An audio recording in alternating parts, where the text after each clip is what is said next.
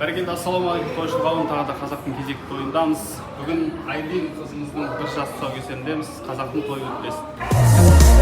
Мен сені қатты жақсы көремін, себебі тәтті қылықтарың білігім.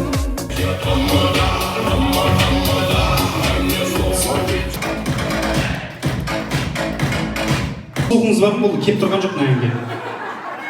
Байқалатсыздар ма? Кеп тұрған жоқ, енді құдаштан Стресске түспе. стресске түспеңіз, дұрыс емес бірақ жалғастырайық, құрметті ағайын. Бұл қандай өлең, кім біледі?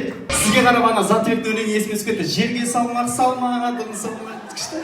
Болады екен, аха. Тамаша, қандай ол ма?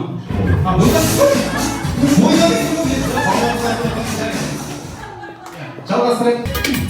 Мен бәйбіше мен тоқалым ұқсап келіп бара жатырмын. Күшті, тамаша. Қош келдіңіз, есіміңіз? Іштен біреуін таңдап алыңыз. Қайсысы?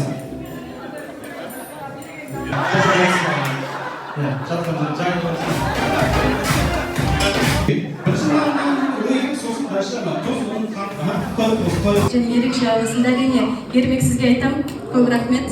Той күшті өтті, көңілді өтті. Өсе берін, сөйлей беріңіз. Айбат, мен боламын 8 қырлы бір сырлы Ермек Қайрат. Сіздердің тойларыңызға жолыққанша мен Ермек Қайрат. Сары жасыл қызыл көк түсті нөт адамыз, қара кет адамыз, қара лент адамыз, қайтырайынға тосын, мағайындарға тосын. Сіздердің шақыртарыңызда той болсын, той болса мені шақыратын ой болсын ағайын. Ермек Қайрат деген жақсы тамадама да өсектеп жүріңіздер.